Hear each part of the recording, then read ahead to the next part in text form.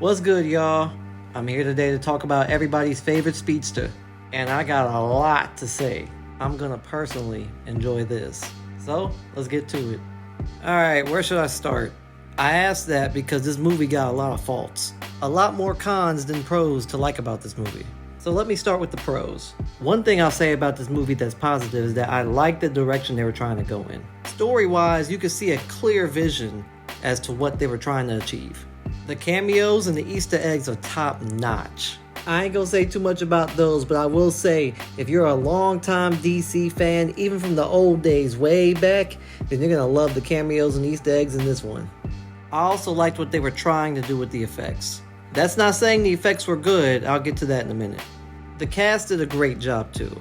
Seeing Michael Keaton don the Batman suit was just an awesome thing for me to see as a Batman fan. Personally, I was never a fan of Ezra Miller as Barry Allen, but I guess he did the best that he could with the character. I just wasn't a fan of him as the Flash. And Sasha Calle did a good job as Supergirl.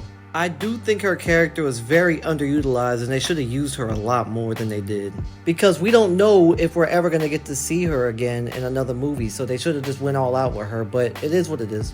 But that's pretty much it. The directors and producers had a clear vision of what they wanted to do. It just wasn't translated right, at least not in a way that I enjoyed it, which leads me to my long list of cons. Whew. Let's talk about that CGI real quick. That CGI was terrible, horrendous, unacceptable, trash, just overall bad.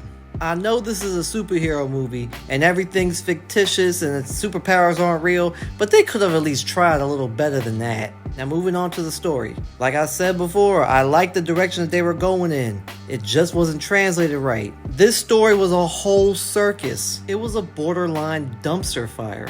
The way they tried to weave the multiverses together was horrible. Having General Zod in there really didn't do anything for the story. It actually made me question who was the real villain here. There's a heartwarming scene between Barry and his mom that's really good, but that's about it. It's almost as if the writers and producers saw Spider-Man No Way Home and was like, we're gonna do that. Let's just throw everything to the wall and see what sticks. Or better yet, it looks like they went all out. It was just a horrible circus to look at. And what they could have done with Flashpoint source material made this movie a load of wasted potential. Now with that said, I'm gonna give this movie a 5 out of 10. It's not unwatchable. It's just clear that it had a lot of wasted potential that could have made this great. Probably could have been the best movie of the decade. At least for superhero movies. But I say check this movie out if you're into superheroes and this review made you curious to see what all the hype's about. You might like it more than I do. Thanks for checking out this review. Like, comment, subscribe. Let me know what I should review next or any movies that I should check out. And until next time, peace.